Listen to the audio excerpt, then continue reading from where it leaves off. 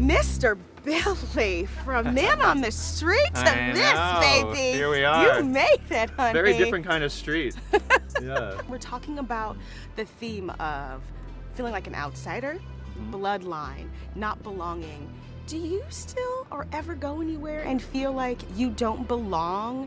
Or does imposter syndrome ever creep up in your thoughts? And if so, what do you do with that? Well, yeah, I mean, I'm in Hollywood, so no one ever feels they belong.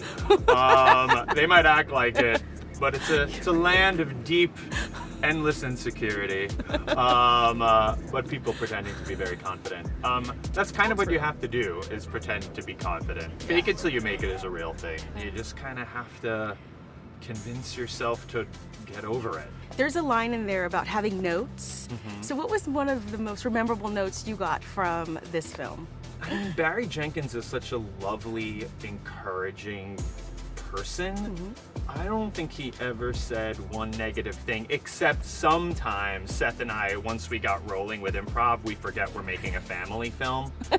You know, and so sometimes some of the references and the jokes, they have to pull us back a little bit. They're like, all right, like, you know, this is not an R-rated comedy. So that's the one thing we have to remember. This time was really fun. I mean, it was fun the first time, but I was nervous. Okay. You know, I was stepping into Nathan Lane's role. I've loved Nathan since I was a kid.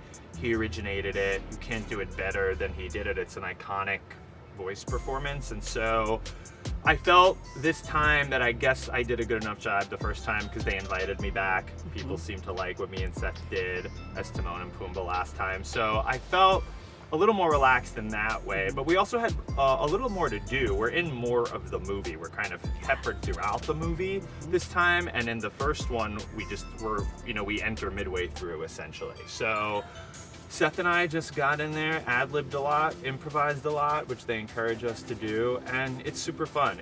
I'm very lucky that I get to work with him and that I'm not doing it alone. I've actually known Lin-Manuel Miranda for over 20 years.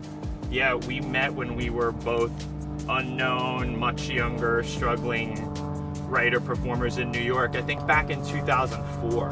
Okay. It's literally 20 years ago, so it's very cool that he wrote all the songs for this, even though I don't get to sing any of them. But there's one song, I Always Wanted a Brother, I think it's called, that it's just so great, it's so catchy, and it's like classic Lin-Manuel. I have two little boys. Like, it was not hard for me to write songs for brothers that drive each other crazy and adore each other and, you know, fight over the same toy, but also would do anything to protect each other.